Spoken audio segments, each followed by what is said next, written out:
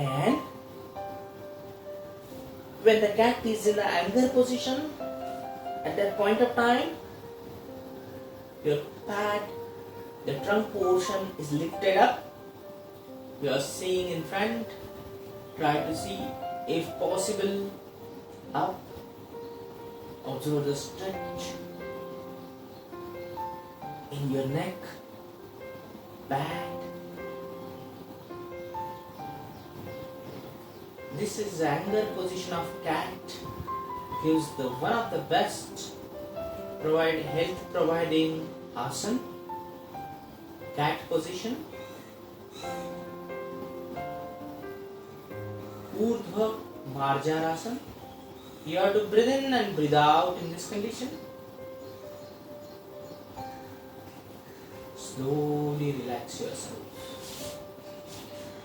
Relax in Vajrasana so that we can do our next asana, Ushtrasana. Again, those who have a very heavy back pain or a disc hernia or a protruding of disc or degeneration, they should avoid it. One very important rule I would like to say, asanas are meant for prevention.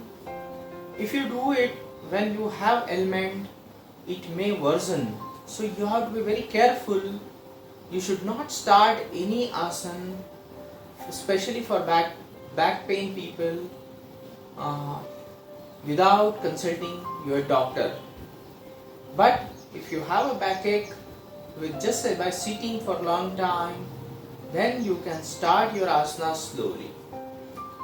So for Ushtrasana, let's take a distance of a feet between your legs and be on your knees, keeping your legs straight. Now here, from Ushtrasana, from preparation of Ushtrasana to the Ushtrasana position, you should be very careful, because this will, in doing any mistake, this may lead to backache. So you should be very careful about it. So very slowly hold your one ankle or heel and another heel and tummy up. Try to bend yourself back. So those people who have been prohibited back bending, they should not do Ushtrasana. Take a deep breath. Be there. Your tummy should be up. Chest should be up. Slowly come back.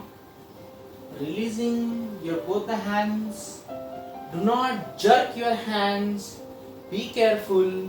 If you jerk your hands, you may have a jerk on opposite side and which may cause a disaster. Come back to the original position and very slowly come back to the original Vajrasana position. One of the best asana which is said very effective for your backbone as well as the tummy is a child pose. Also some people say it as a Namaskarasana. Some people say it as a Naman Mudra. So in case of child pose, you can have a little distance between your knees. Take a deep breath. Take your both the hands up. And very slowly go down without lifting your back. Try to touch your forehead to the ground. Breathe out. Breathe in. Breathe out. Breathe in. Breathe out. Breathe in. Breathe out completely. Stretch yourself. Come back. keeping your both the arms intact with your ear. Take a deep breath, very slowly. Without bring your hands back. Let's do it again. Breathe in. Slowly. Breathe out. Bend forward. Try to touch your forehead to the ground. If our tummy is not permitting it, do not lift your back, but you can keep it this way depending on the size of the tummy. Okay, so don't worry about it. Tummy will go slowly. So here you can breathe in, breathe out, breathe in, breathe out. Be careful. Those who have ulcers, they should not do it. Or those who have suffering from any dysentery, they should not do it. Or ladies who are pregnant or in cycle, they should not do it. Breathe out, come back, breathe in and breathe out. Observe the stretch, the back. And let's go for the next asana, which is Bhujangasana. So for Bhujangasana, keep your both the elbows touching the ground and facing the earth.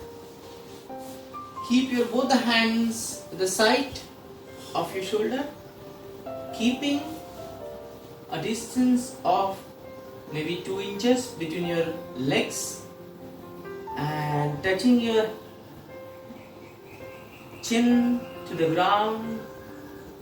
Breathe out here. Slowly breathe in.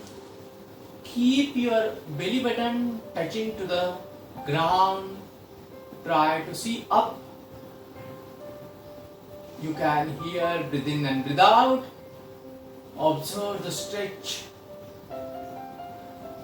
in your back. People who have been prohibited back bending, herniatic disc, hernia, they should not do this. Slowly come back, breathe out,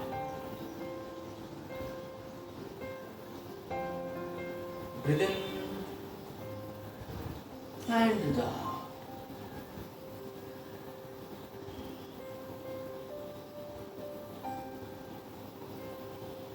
One more asana, very effective for your backbone. Again, people who have been prohibited back bending should not do it. Hold your both the hands at the back and very slowly raise yourself, raise your legs and raise your upper portion, Titilasana.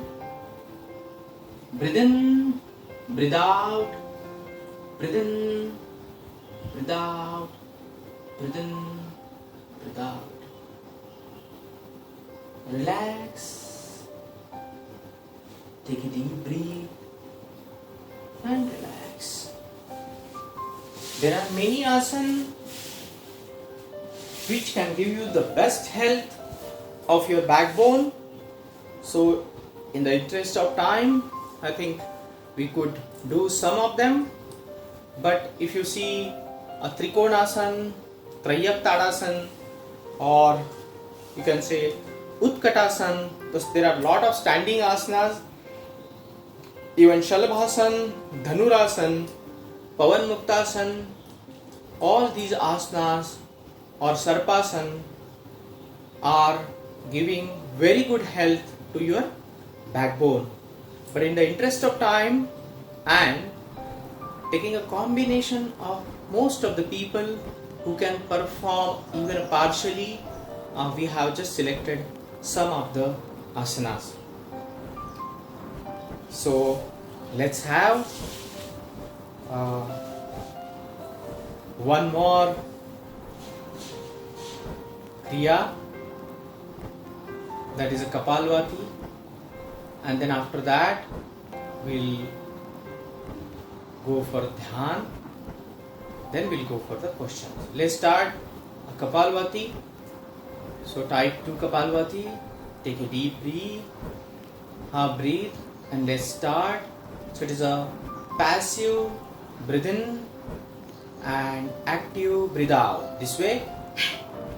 Okay, let's start it 24 times. Let's do it.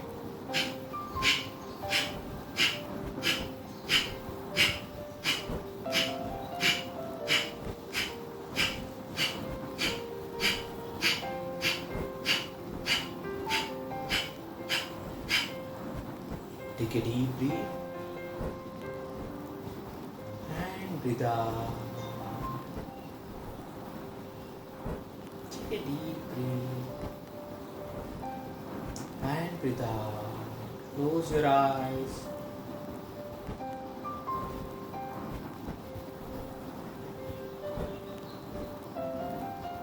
Just imagine your backbone from top, right from the first atlas vertebra, cervical vertebrae, thoracic, trunk vertebrae. Imagine the intervertebral disc, which gives us a cushion. We need to take care of them.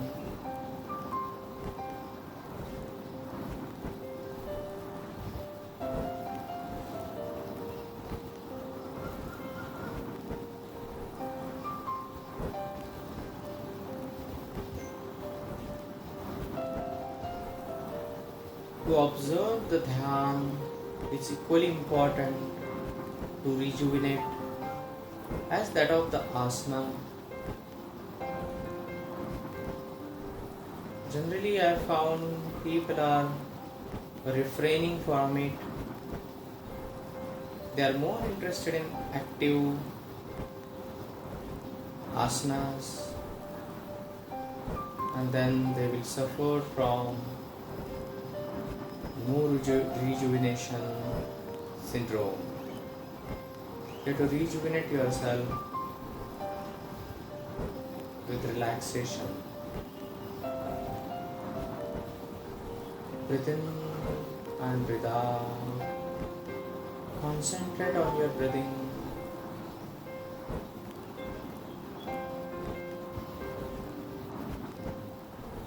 Take a deep breath.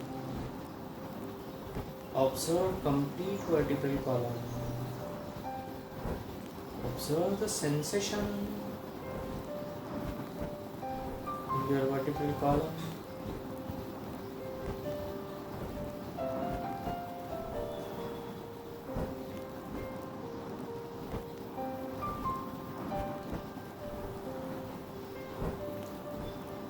You will be finding the upper portion very light. Rub your palms. Observe the energy in your palms, their temperature. Rub them on the neck, ear. Observe the difference of energy of your fingers and ear. Your face, rub them on the face. Your eyes.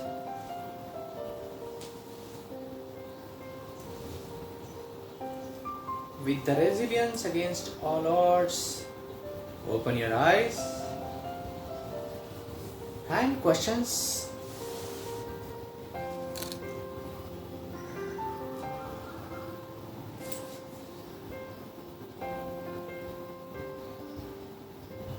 Yeah, questions please. I think we have overshot the time, but I think we can take questions as per the time available.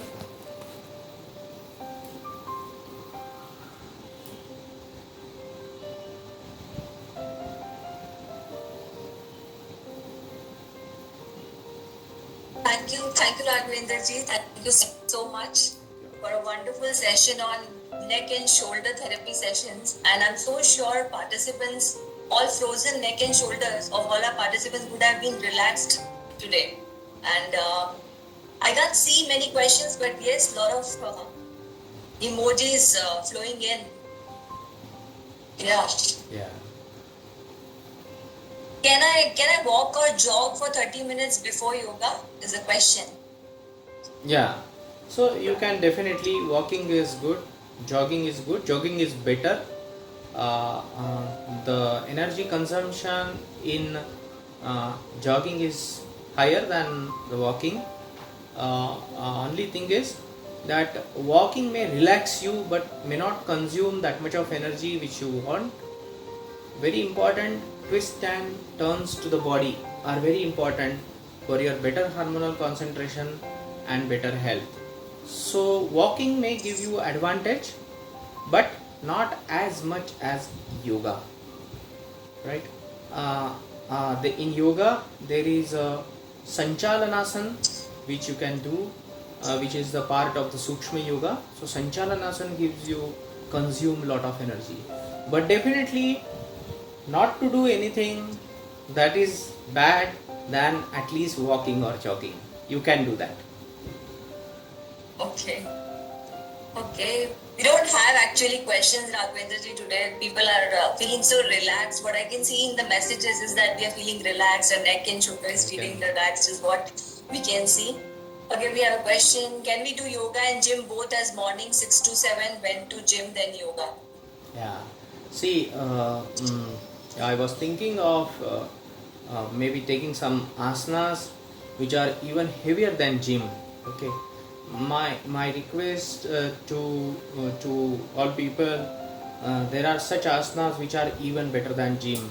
Gym actually gives you the muscles building of particular part, right? The integration of our whole body is in yoga.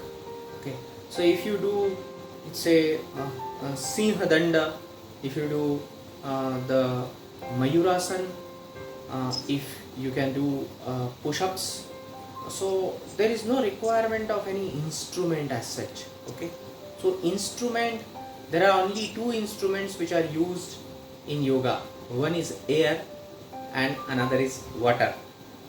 Okay, so these two instruments are also part of Panchamahabhuta, right? So gym actually, it unevenly shape up your body, but when you do yoga, it will integratedly shape up your body, right? So there is a difference. Definitely for all dole shole you can go for gym, but be aware, once you leave gym, you will be added with extra kg of weight. So be aware and be prepared for that, right? So my request is, you spend your gym time in heavy workout in yoga, and believe me, if you really do something like Bakasan, or you do the Tolasan or Tolasan cradling, or if you do Brahmacharyasan, or if you do Vajroli Mudra, believe me, probably a gym person cannot do that. So my request is, concentrate on yoga or heavy yoga, so that you can save your some gym fees also. Just let my True, that's screen is locked. That's so true, Raghavendra ji. Yeah. Please go ahead. My screen We can't is locked. find many questions. Okay. Yeah. We don't have many questions, but yes, I can see a lot of comments flowing in stating that you're feeling very relaxed today after this neck and shoulder therapy session. And thank you so much, Raghavendra ji, for taking us to this wonderful experience. And thank you so much, participants, for being a wonderful audience. And on the occasion of International Day of Yoga, we have planned week-long activities for you all to mark this day. And a banner marking the same information is published on Ultimatics. So would request you all to please keep a check on email broadcast from TCS Yoga Group. And also check an email from your respective branch safety leads and keep visiting TCS Yoga Nomi community on Ultimatics and stay tuned for important announcements and to participate in all the week-long activities that we have planned for you. And let's see you tomorrow morning, 8 a.m. with another therapy session. And request you all to share your experiences through emojis and comments on chat panel and spread awareness amongst your colleagues and family members. Grab this wonderful opportunity, preserve patience, peace, and energize yourself with positivity.